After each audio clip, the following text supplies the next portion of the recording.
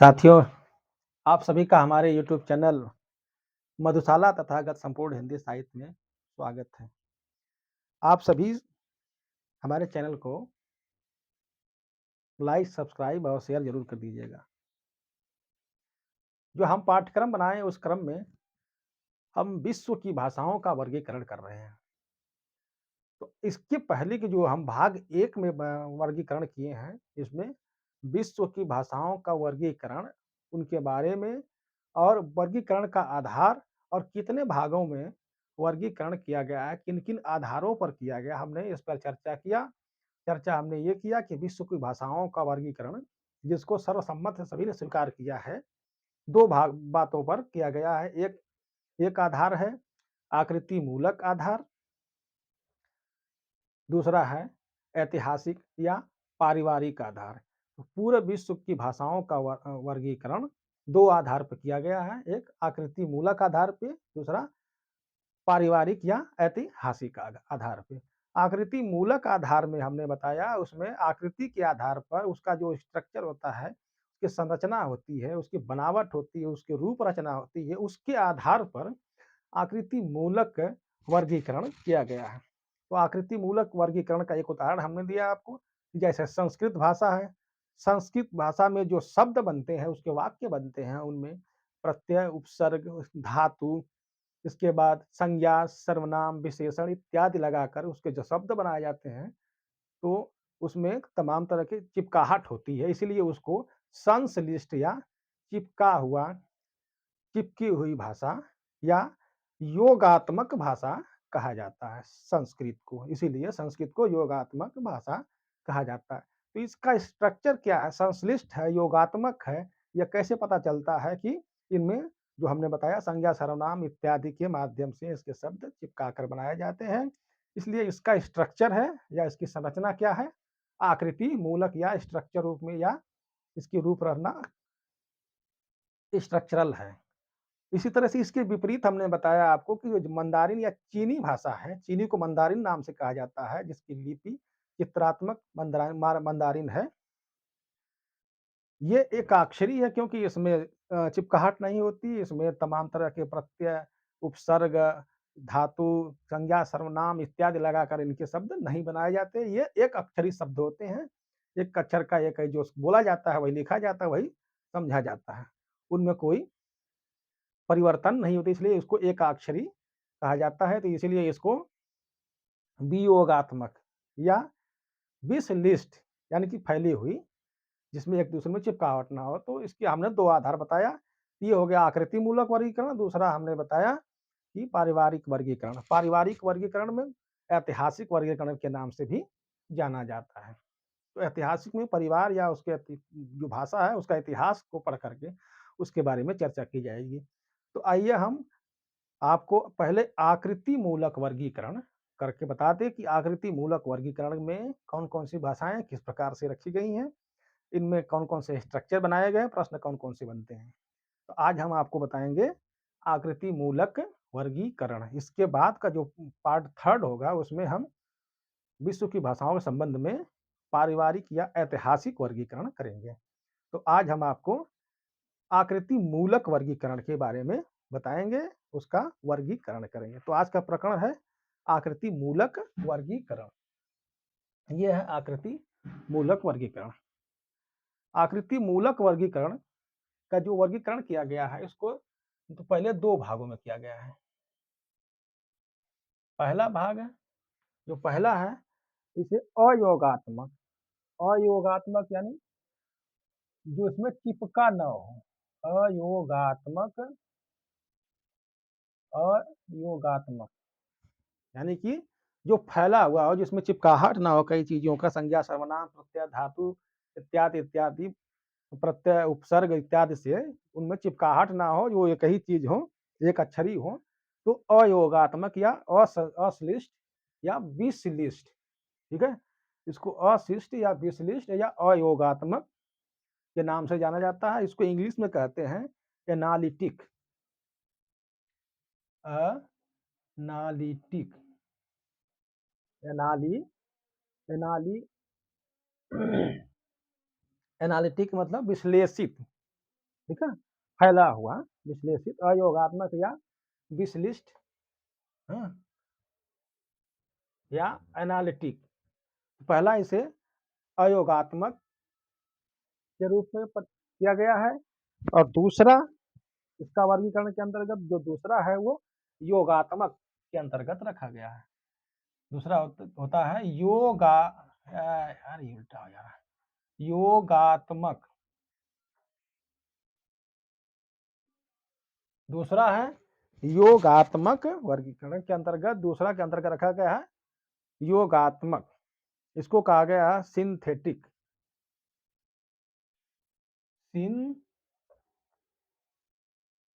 Synthetic,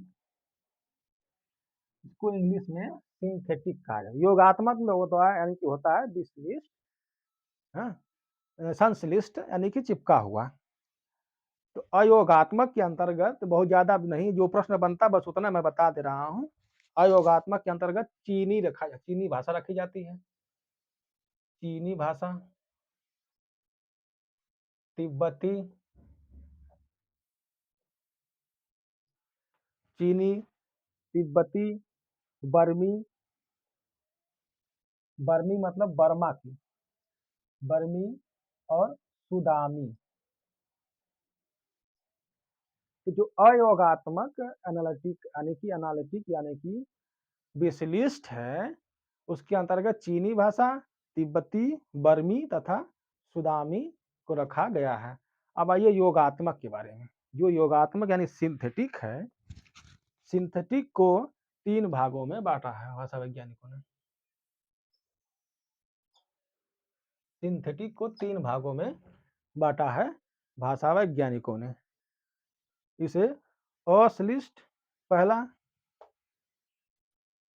अश्लिष्ट, उल्टा, पहला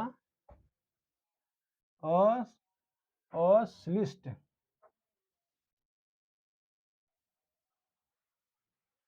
अश्लिष्ट,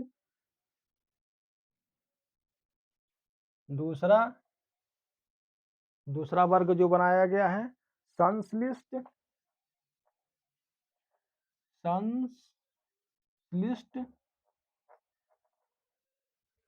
दूसरा संश्लिष्ट, तीसरा प्रश्लिष्ट, तीसरा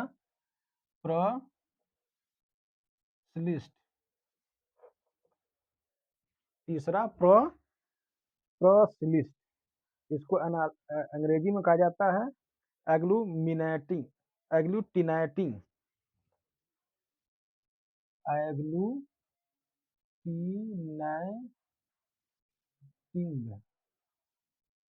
इसको अंग्रेजी में अश्लिष्ट को एग्लूटिनेटिंग, दूसरे को इनफ्लेक्शनल नाम से जाना जाता है,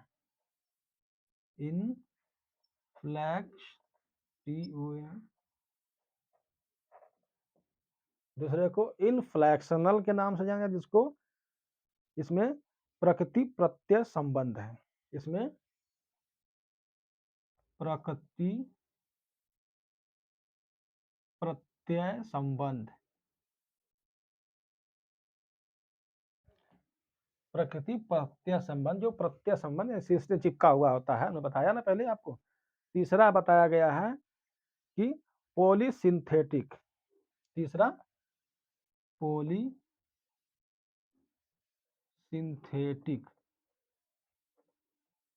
तीसरे को पॉलीसिंथेटिक के नाम से जाना जाता है। प्रश्लिष्ट को समास प्रधान कहा जाता है, प्रश्लिष्ट यानी समास प्रधान,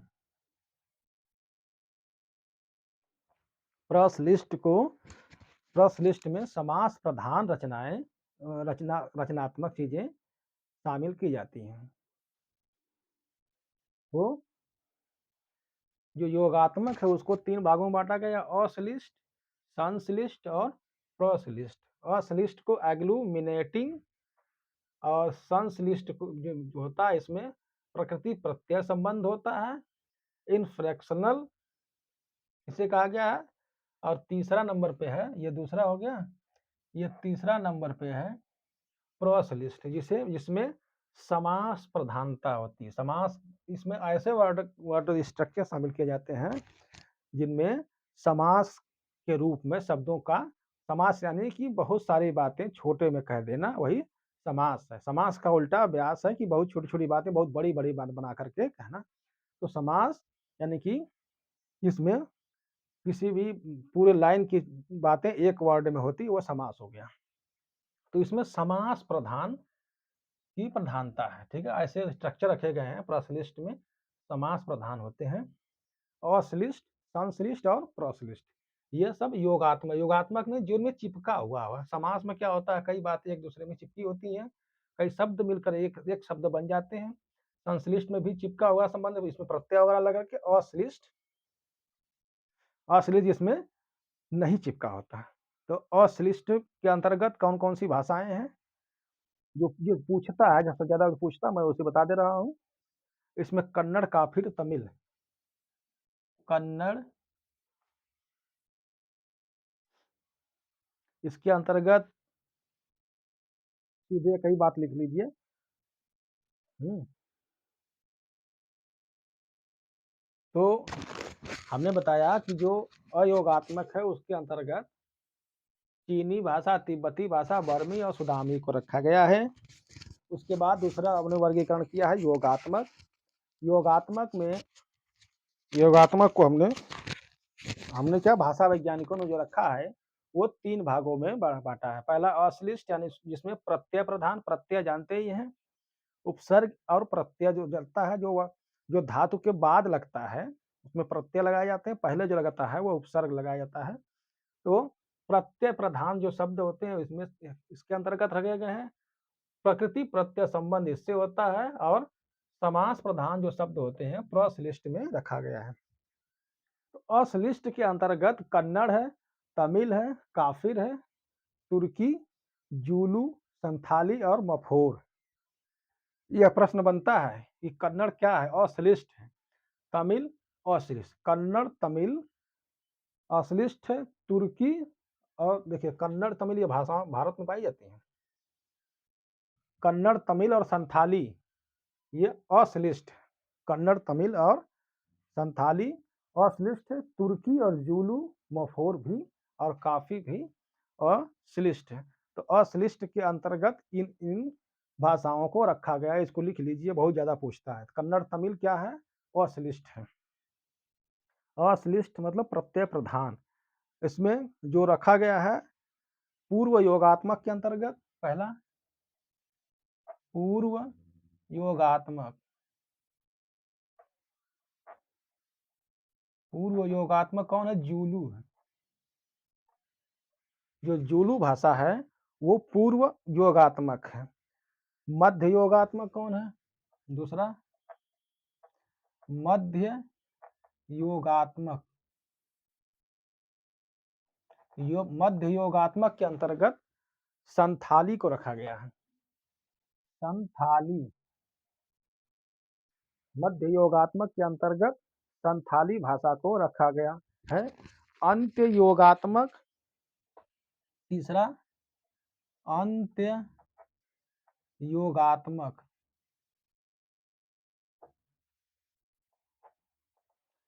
तीसरा अंत्य योगात्मक। कैमरा नीचे कर दे रहे हैं। अंत्य योगात्मक के अंतर्गत कन्नड़ को रखा गया है। कन्नड़ ठीक है। कन्नड़ भाषा को क्या है? अंत्य योगात्मक है। कन्नड़ अंत्य योगात्मक और मफोर पूर्वांत योगात्मक। पूर्वांत योगात्मक इसमें है मफोर।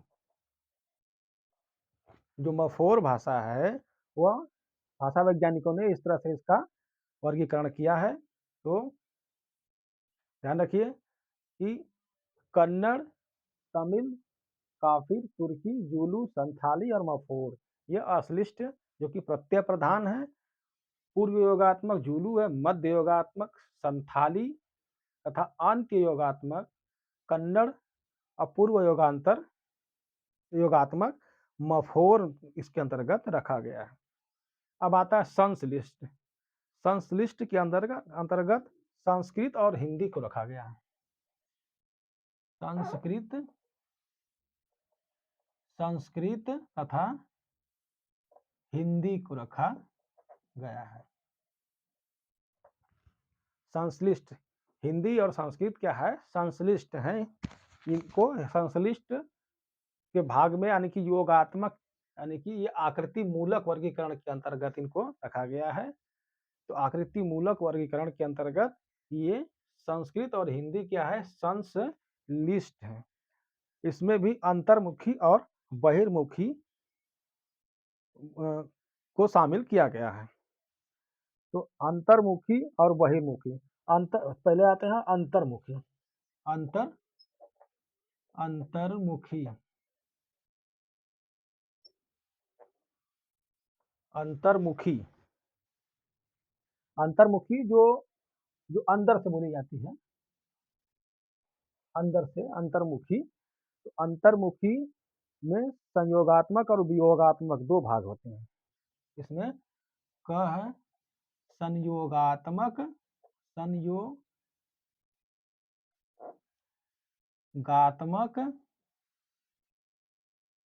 ख वियोगात्मक,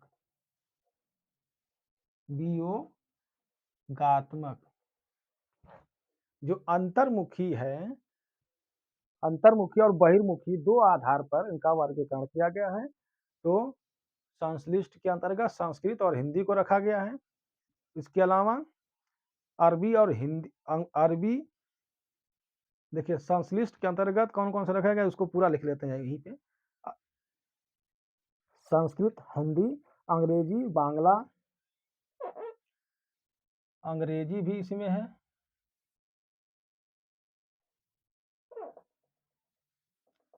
अंग्रेजी, बांग्ला, ठीक है, संस्कृत, हिंदी, अंग्रेजी, बांग्ला, अरबी, हिब्रू तथा अरबी और हिब्रू को रखा गया है। ठीक है, संश्लिष्ट के अंतर्गत अरबी, हिब्रू, अंग्रेजी, बांग्ला, हिंदी, संस्कृत है। इनमें अंतर्मुखी कौन है और बाहिर्मुखी कौन है इसको भी अलग किया गया है। तो जो अंतर्मुखी है वो अरबी और हिब्रू है। संयोगात्मक और वियोगात्मक, इसमें भी संयोगात्मक और वियोगात्मक होती है। तो अंतर्मुखी में संयोगात्मक अरबी है, अरबी संयोगात्मक है, और वियोगात्मक हिब्रू है। हिब्रू क्या है, वियोगात्मक है। हिब्रू भाषा वियोगात्मक के अंतर्गत रखी गई है। वहीं दूसरा इन्होंने जो वर्गीकरण किया है उसमें उसके अंतर्गत बहिर्मुखी रखा गया है।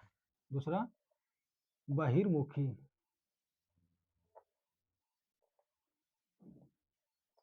दूसरा बहिर्मुखी। तो बहिर्मुखी के अंतर्गत भी संयोगात्मक और वियोगात्मक आता है। क संयोगात्मक, ख वियोगात्मक।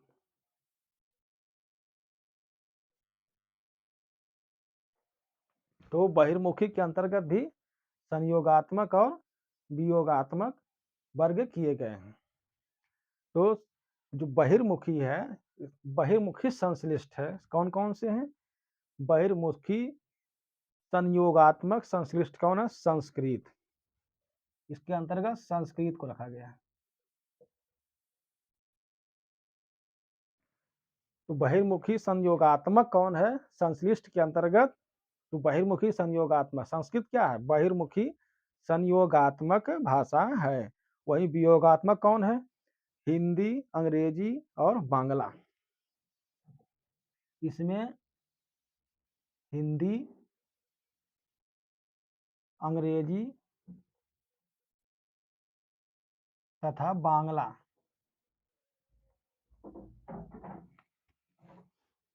ये अंतर्मुखी और बहिर्मुखी के आधार पर रखा गया है।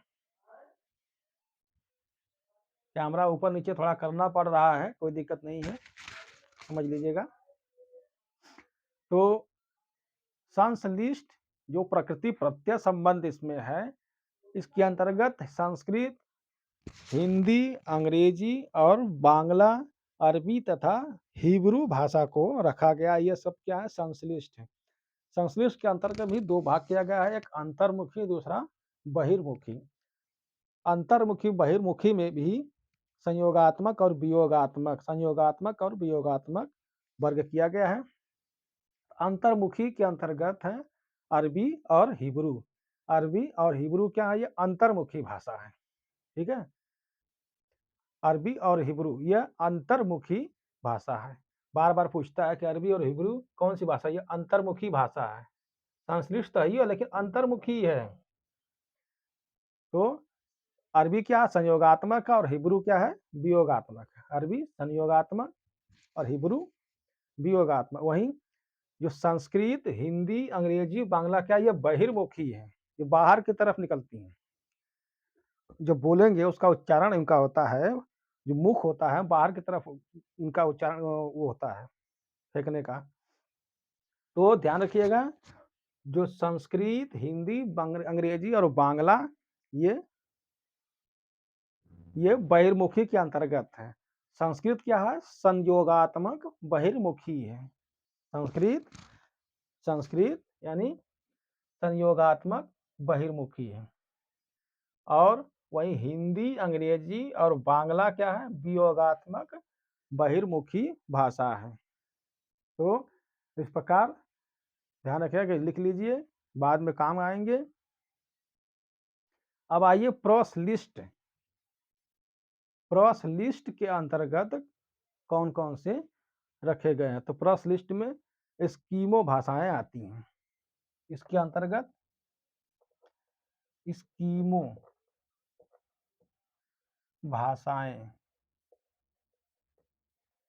भाषाओं को रखा गया है। प्रश्लिष्ट के अंतर्गत एस्किमो भाषाओं को रखा गया है। एस्किमो भाषाएं इसके अंतर्गत रखी गई हैं। इसमें कौन? चफोरी और बास्क। चफोरी चफोरी तथा बास्क, ये दो भाषाएं रखेंगे। कौन है? इसको पूछेगा कि इसमें एस्किमो भाषाएं कौन है? तो चफोरी और बास्क ये एस्किमो भाषाएं हैं। चफोरी क्या है? ये पूर्ण भाषा है, यह पूर्ण है। और बास्क क्या है?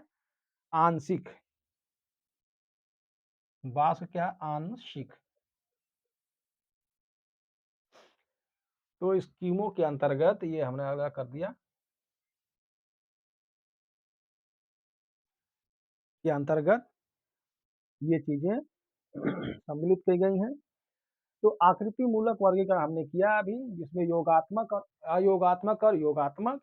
योगात्मक के अंतर्गत चीनी भाषा, तिब्बती भाषा, बर्मी और सुदामी है। उस और योगात्मक के अंतर्गत तीन भागों में बांटा गया है: अश्लिष्ट, संश्लिष्ट और प्रश्लिष्ट।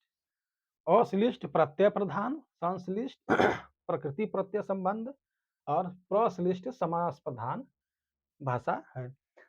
तो अश्लिष्ट के अंतर्गत कन्नड़, तमिल तथा काफिर, तुर्की, जूलू, संताली और मफोर है। वहीं जो जूलू है पूर्व योगात्मक है, संथाली मध्य योगात्मक है तथा कन्नड़ अंत्य योगात्मक भाषा। वहीं पूर्वांत योगात्मक मफोर है।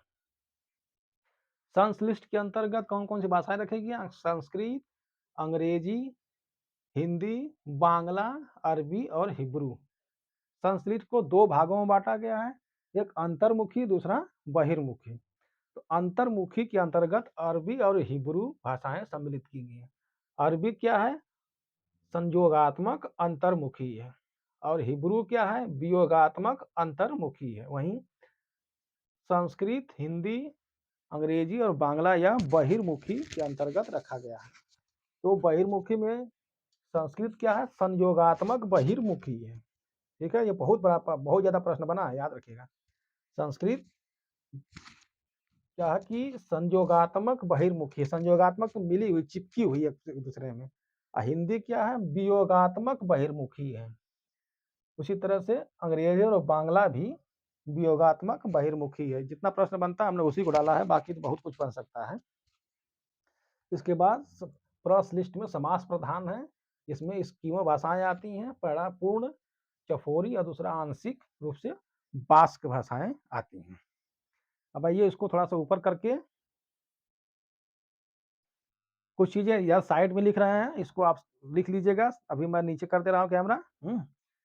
आइए अयोगात्मक और संयोगात्मक भाषा के बारे में थोड़ा हम लिखवा देते हैं। अयोगात्मक क्या है? पहला, अयोगात्मक। अयोगात्मक में के बारे में थोड़ा जान लीजिए। इसमें प्रकृति, प्रत्यय या अर्थ तत्व, इसमें प्रकृति, प्रत्यय, प्रकृति प्रत्यय या अर्थ तत्व, प्रत्यय या अर्थ तत्व, प्रकृति प्रत्यय या अर्थ तत्व और संबंध तत्व का, और संबंध संबंध तत्व का। अयोगात्मक इसमें प्रकृति प्रत्यय या अर्थ तत्व और संबंध तत्व का संयोग नहीं होता है, का संयोग नहीं होता है। अयोगात्मक के बारे में ये कहा गया है कि इसमें प्रकृति प्रत्यय, अर्थ तत्व या अर्थ तत्व और संबंध तत्व का संयोग नहीं हो। तो अयोगात्मक की जो परिभाषा है, इसमें कहा गया है इसके बारे में कि इसमें प्रकृति प्रत्यय या अर्थ तत्व और संबंध तत्व का संयोग नहीं होता है। यह क्या है? अयोगात्मक। इस तरह से स्टेटमेंट देगा, पूछेगा कि योगात्मक है कि अयोगात्मक है, तो इसमें प्रकृति प्रत्यय और या अर्थ तत्व और संबंध का संयोग नहीं होता है, तो यह अयोगात्मक के अंतर्गत रखी जा है। अयोगात्मक भाषा किसे कहेंगे? दूसरा योगात्मक। योगात्मक की जो परिभाषा है वो है, इसमें प्रकृति प्रत्यय और अर्थ तत्व, संबंध तत्व, संयोग होता है। इसमें ये उपरोक्त उपरोक्त संयोग होता है, यानी कि जो बातें यहाँ जस्ट इसमें उल्टा होता है। अयोगात्मक में क्या होता है? प्रत्यय या प्रकृति प्रत्यय या अर्थ तत्व और संबंध तत्व का संयोग नहीं होता है। और इसमें क्या होता है? इसमें ये चीजों का संबंध, प्रत्यय या अर्थ तत्व और संबंध तत्व का संयोग होता है। यह हमने आप लोगों को आकृति मूलक वर्गीकरण के बारे में बताया। इससे जो प्रश्न बनते हैं, जितना इम्पोर्टेंट है उतना हमने बना दिया है। इसको लिख लीजिए, थोड़ा हम घुमा दे रहे हैं। अब हम आपसे अगली वीडियो में मिलेंगे। ये ऊपर आकृति मूलक वर्गीकरण, ठीक है। उसके बाद हम इसको नीचे ले आ रहे हैं, साइड में जितने भी होंगे सब मिल जाएंगे आपको यहाँ तक। तो दोस्तों, हमने आपको विश्व की भाषाओं के वर्गीकरण के प्रक्रम में पहला जो वर्गीकरण है आकृति मूलक वर्गीकरण, इसके बारे में हमने बताया विस्तार से। अब हम आपको अगली वीडियो में मिलेंगे, जिसमें जो ऐतिहासिक वर्गीकरण या पारिवारिक वर्गीकरण में, तो सबसे ज्यादा प्रश्न पारिवारिक वर्गीकरण से बनता है। इससे बनते हैं लेकिन कम प्रश्न बनते हैं। तो आकृति मूलक वर्गीकरण को हमने बताया, एक बार बता दे रहे हैं। आकृति मूलक वर्गीकरण अयोगात्मक और योगात्मक दो भागों में बांटी गई है। अयोगात्मक के अंतर्गत चीनी, तिब्बती, वर्मी, सुदामी है। योगात्मक के अंतर्गत तीन भागों में बांटा गया है: अश्लिष्ट, प्रत्यय प्रधान, संश्लिष्ट, प्रकृति प्रत्यय संबंध, और प्रश्लिष्ट जिसमें समास प्रधान है। असलिस्ट के अंतर्गत कन्नड़, तमिल, काफिर, तुर्की, जूलू, संथाली, मफोर है। और इसमें पूर्व योगात्मक कौन है? जूलू है, मध्य योगात्मक संथाली, अंत योगात्मक कन्नड़ और पूर्व योगात्मक मफोर है। संश्लिष्ट में जिसे प्रकृति प्रत्यय संबंध कहते हैं, इसे इसमें संस्कृत, हिंदी, अंग्रेजी, बांग्ला, अरबी और हिब्रू के शब्द शामिल किए गए हैं। जो संश्लिष्ट है इसको दो भागों में बांटा गया है, अंतर्मुखी तथा बहिर्मुखी। अरबी और हिब्रू अंतर्मुखी है, अरबी संयोगात्मक अंतर्मुखी है, हिब्रू वियोगात्मक अंतर्मुखी है। वहीं बहिर्मुखी के अंतर्गत संस्कृत, हिंदी, अंग्रेजी और बांग्ला रखी गई है। तो संस्कृत, हिंदी, अंग्रेजी, बांग्ला बहिर्मुखी संश्लिष्ट है। इस तरह से प्रश्न बनेगा, तो बहिर्मुखी संश्लिष्ट है। संस्कृत क्या है? संयोगात्मक बहिर्मुखी संश्लिष्ट है। और हिंदी, अंग्रेजी और बांग्ला वियोगात्मक बहिर्मुखी संश्लिष्ट है। इसमें अंग्रेजी, बांग्ला और हिंदी में क्या होता है? इसमें विश्लेषित होता है, अलग अलग होता है, फैला हुआ आता है, लेकिन संश्लिष्ट रूप में होता है, एक दूसरे से जुड़े होते हैं, इसलिए यह संश्लिष्ट है। तो इसलिए हिंदी, अंग्रेजी, बांग्ला ये बहिर्मुखी संश्लिष्ट है। वियोगात्मक बहिर्मुखी संश्लिष्ट है। संस्कृत क्या है? संयोगात्मक बहिर्मुखी संश्लिष्ट है। इसी तरह प्रश्लिष्ट के अंतर्गत यह समास प्रधान होती है। समास प्रधान हमने बता ही दिया है, बहुत सारी बातों को एक शब्द में कह देना वो समास है। इसका विस्तार है, विश्लेषण, बहुत छोटी बात को बहुत बड़ा चढ़ा के बताना विश्लेषण है, उसका व्यास कहा जाता है। प्रश्लिष्ट समास प्रधान में स्कीमो व्यास आए, जिसके अंदर पूर्ण, चौफोरी और वाक्य शामिल किया गया है। दोस्तों मिलते हैं अगली वीडियो में, तब तक के लिए आप इजाजत दीजिए, नमस्कार। अगली वीडियो होगी विश्व की भाषाओं का वितरण में आपका पारिवारिक या ऐतिहासिक वर्गीकरण। ये लिख लीजिए आप।